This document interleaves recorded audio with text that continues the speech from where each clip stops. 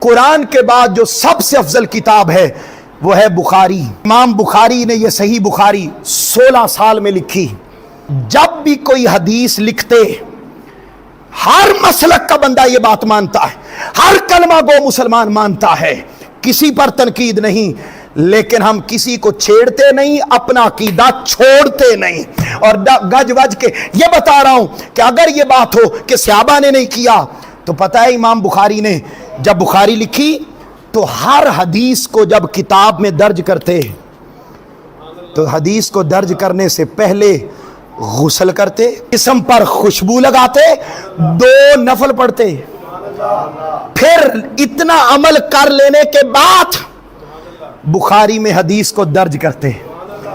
اب ذہنوں میں سوال پیدا ہوتا ہے کہ یہ تو ہیں تبع تابعین، یہ آقا علیہ السلام کے وصال کے 200 سال بعد پیدا ہوئے امام بخاری، وفات ہوئی 255 ہجری میں 250 سال بعد۔ تو ذہنوں میں سوال پیدا ہوتا ہے کیا حدیثیں بیان کرنے سے پہلے صحابہ نے کبھی نفل پڑھے تھے، کبھی غسل کیا تھا، کبھی جو ہے وہ خوشبو لگائی تھی؟ بھئی انہوں نے ایسا کام، اس کا مطلب یہ ہے کہ اگر آقا کی محبت میں جو کام بھی نیا ہو اور ہو اچھا، بولو کیا؟